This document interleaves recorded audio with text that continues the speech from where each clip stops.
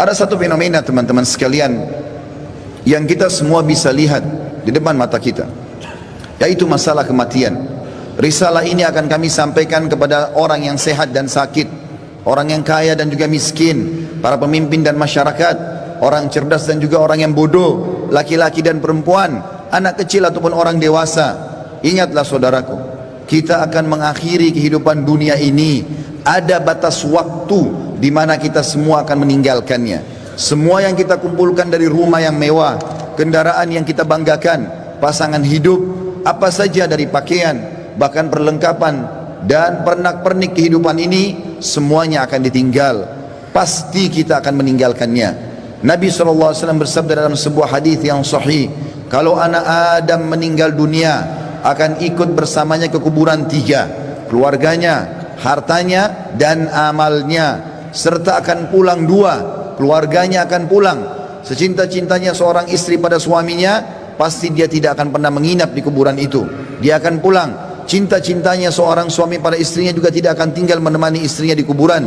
Orang tua dengan anak, teman dengan temannya, bawahan dengan atasannya, semuanya akan meninggalkan kuburan tersebut.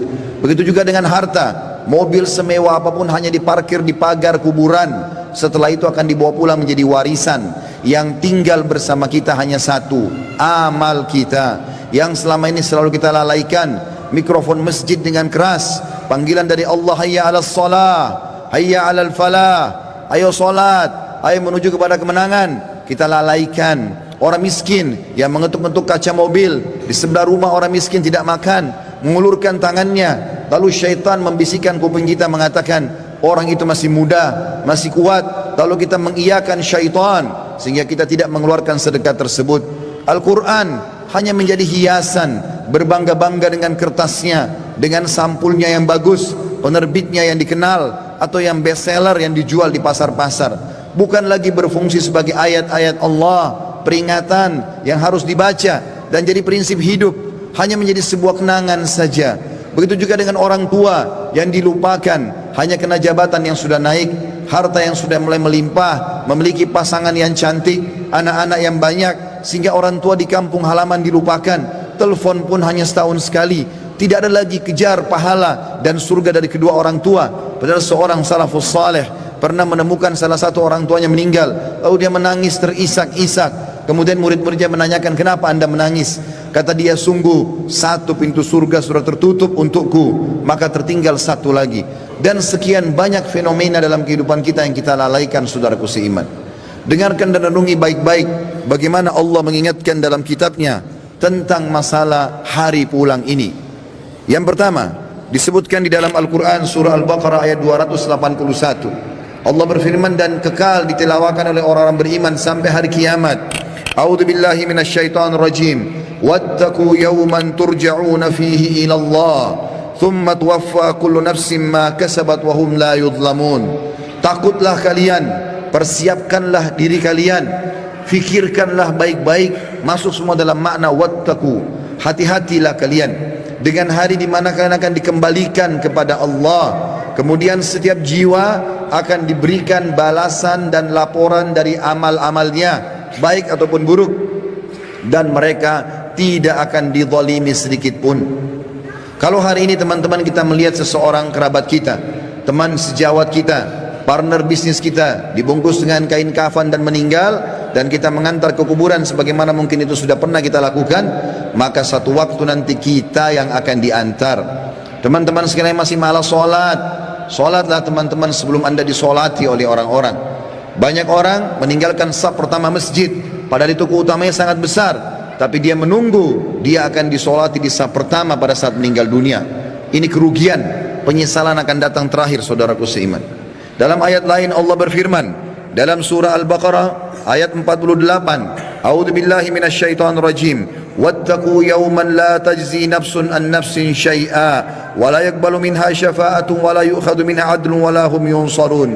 Hati-hatilah kalian, perhatikan baik-baik, renungi baik-baik kata Allah, hari di mana tidak ada lagi jiwa bisa membantu jiwa yang lain, dan tidak akan diterima lagi rekomendasi-rekomendasi, pertolongan-pertolongan, dan juga tidak akan pernah ada yang bisa memenangkan. Di dalam ayat yang lain juga Allah mengingatkan surah Luqman, surah nomor 31 dalam Al-Quran ayat 33. A'udzu billahi minasyaitonir rajim. Ya ayyuhan nas, ya ayyuhan nas ittaqu rabbakum wakhshaw yawman la yajzi walidun an waladihi wala mauludun huwa jazin an walidihi syai'a. Inna wa'dallahi haqqun fala taghurrannakumul hayatud dunya wala yaghurrannakum billahil garur. Artinya, hai sekalian manusia, wahai manusia, Allah panggil, Allah memanggil semua kita tanpa mengenal sukunya, bangsanya, jabatannya, status sosialnya, ataupun laki-laki dan perempuan, muda ataupun tua. Allah mengatakan, wahai manusia, takutlah kalian kepada Tuhan kalian dan khawatirlah terhadap hari di mana tidak akan ada lagi pertolongan, tidak ada orang tua bisa menolong anaknya, dan tidak lagi anak-anak bisa menolong orang tuanya. Sesungguhnya janji Allah pasti benar.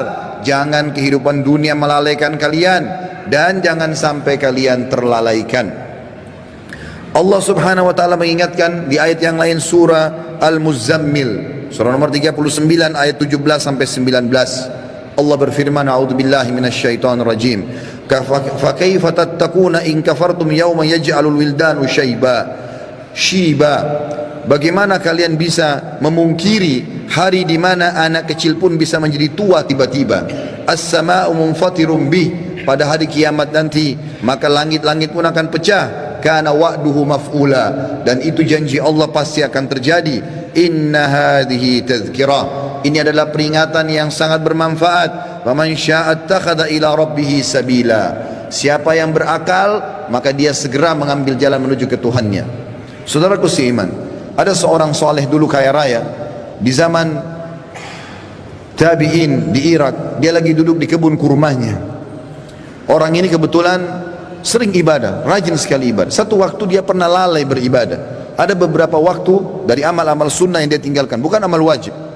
Lalu kemudian di kebun kurmanya dia duduk, dan sering kali dalam beberapa hari di mana dia lalai itu, dia mengurus pegawainya memetik kurma-kurma yang masih segar, ditaruh di depannya, lalu dia menyuruh semuanya bubar untuk dia nikmati sendiri kurma itu. Dan kebunnya ini ditutup dengan pagar yang sangat tinggi, tidak ada yang bisa masuk. Maka pada saat dia lagi duduk menikmati kurma tersebut, tiba-tiba di depannya semak belukar ya bergerak seakan-akan ada orang. Maka dia sambil marah mengatakan, siapa kamu? Begitu beraninya kamu masuk ke dalam kebunku tanpa izin. Maka tiba-tiba keluar dari semak belukar tersebut orang yang dia tidak kenal. Lalu orang itu mengatakan, sesungguhnya aku adalah sosok yang tidak butuh izin untuk datang ke tempat siapapun. Aku sosok yang selalu ditakuti oleh seluruh raja-raja dan orang-orang yang membongkok atau menyombongkan diri.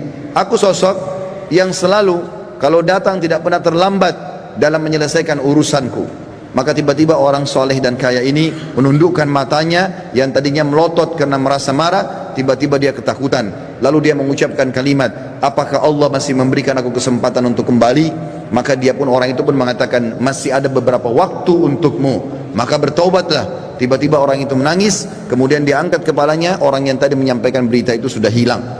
Teman-teman sekalian, kita tidak butuh menunggu kita sakit masuk ke ruangan ICU baru mati. Kita juga tidak butuh teman-teman sekalian untuk menjadi tua dan ubanan semua rambut kita baru kita meninggal dunia.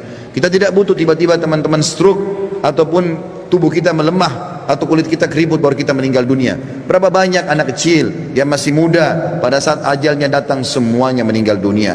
Mati fenomena yang tidak bisa kita menghindar darinya. Perhatikan baik-baik, Allah berfirman di dalam surah Al-Imran, surah nomor 3 ayat 185. A'udzubillahi minasyaitonir rajim.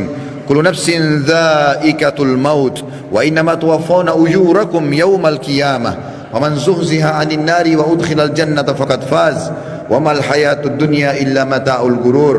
Semua yang bernyawa pasti merasakan kematian, dan mati adalah terlepasnya ruh dari jasad seseorang dan pindahnya dia ke alam abadi akhirat sana.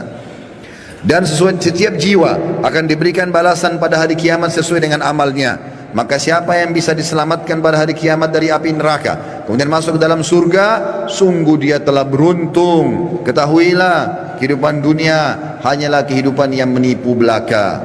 Di dalam ayat lain, Allah mengingatkan juga dalam surah Al-Anbiya, wahai para orang ragawan yang merasa badannya berotot, kuat, segar, atau orang-orang yang menjaga kesehatannya dengan vitamin yang mahal, tidak akan bermanfaat pada saat ajal datang. Wahai orang-orang yang merasa hartanya banyak, orang yang selalu memerintahkan banyak pegawainya, sadarlah teman-teman sekalian bahwasanya itu hanya sebentar. Semua ada pertanggungjawabannya. Allah mengingatkan dalam surah Al-Anbiya, surah nomor 21 ayat 35. A'udzubillahi minasyaitonir rajim. Kullu nafsin dha'iqatul maut wa nabluukum bisyarri wal khairi fitnah wa ilaina turja'un. Semua yang bernyawa pasti akan mati dan kami menguji kalian dengan kebaikan dan keburukan sebagai fitnah, maka kalian harus tahu kalian akan dikembalikan kepada kami. Maksudnya kata ulama tafsir, kebaikan adalah dengan jabatan, dengan harta, dengan kelebihan paras wajah, fisik, pasangan hidup, keturunan yang banyak. Itu cobaan dari Allah subhanahu wa ta'ala. Bersyukur tidak? Digunakan dalam ketaatan kepada Allah atau tidak? Dia tunggangi enggak itu untuk panen pahala yang besar pada hari kiamat? Begitu juga kami uji kalian dengan keburukan. Keburukan juga datangnya penyakit, gangguan orang, semua melalui itu. Bersabar tidak, sehingga akhirnya mendapatkan pahala yang maksimal pada hari kiamat. Di dalam ayat lain surah Al-Ankabut, surah nomor 29 ayat 57 juga Allah berfirman, A'udzubillahi minasyaitonir rajim. Kullu nafsin dha'iqatul maut, thumma ilaina turja'un. Semua yang bernyawa pasti akan mati. Sekuat apapun dia, sehebat apapun dia sembunyikan dirinya dalam sebuah bangunan yang besar, pasti dia akan mati dan akan dikembalikan kepada kami. Di dalam ayat lain Allah lebih jelas lagi menekankan masalah itu dalam surah An-Nisa. A'udzubillahi minasyaitonir rajim.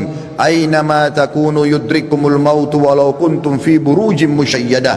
Dimanapun kalian sembunyi, pasti mati akan datang kepada kalian, walaupun kalian sembunyi di dalam bangunan yang sangat kokoh. Dan terakhir ayatnya adalah Allah SWT mengingatkan dalam surah Jum'ah, ayat yang sudah sangat masyhur, surah nomor 62 ayat 8. A'udzubillahi minasyaitonir rajim. Qul innal mautal ladzi tafirruna minhu fa innahu mulaqikum thumma turadduna ila alimil ghaibi wasyahadati fayunabbiukum bima kuntum ta'malun. Katakan hai Muhammad, sampaikan kepada semua manusia, terutama umatmu, mati yang selama ini kalian tidak mau kenang, tidak mau ingat, tidak mau punya persiapan, pasti akan mendatangi kalian.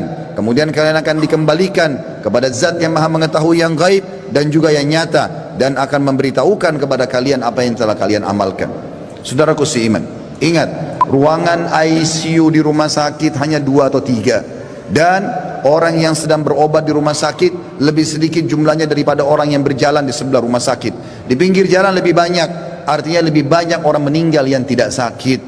Hati-hati. Berapa banyak orang yang muda, masih anak-anak sudah dipikul di geranda jenazah. Sadarlah teman-teman sekalian, mati ini kalau selalu dikenang, dia akan jadi pengontrol dalam kehidupan. Maka kita hanya selalu tahu yang kita nikmati yang halal, yang kita kerjakan yang diperintahkan oleh Sang Pencipta Allah, dan semua yang haram, bahkan yang makruh pun akan ditinggalkan. Mati adalah pengawas yang sangat baik. Makanya kata Nabi SAW dalam sebuah hadis, kafa bil mauti dzakira, cukuplah mati itu akan menjadi peringatan bagi orang-orang. Ini bukan bermaksud menakut-nakuti, tetapi kita harus sadar sebagai seorang muslim, salah satu rukun iman kita iman kepada hari kiamat, rukun iman yang kelima, dan rentetannya adalah mengetahui kematian akan datang, mengetahui adanya alam barzah, dan juga kita tahu akan ada pembangkitan hari kiamat dan ditimbang amal baik dan amal buruk, serta juga akan ada surga dan neraka. Ini penentuan terbaiknya adalah pada saat sekarang kita masih hidup. Jangan terus-menerus lalai. Cukuplah yang telah berlalu. Kata para ulama, kalau yang berlalu adalah kebaikan, bersyukurlah dari amal soleh. Kalau perbuatan buruk, maka bertaubatlah. Kalau seandainya kamu masih hidup hari ini, perbaikilah amalmu hari ini, dan hari esok kau hanya bisa membuat program. Oleh karena itu teman-teman sekalian, hati-hatilah dengan masalah-masalah seperti ini. Sebaiknya setiap muslim harus sadar, memperbanyak mendalamkan ilmu agama dan beramal soleh, serta bertobat dari dosa-dosanya.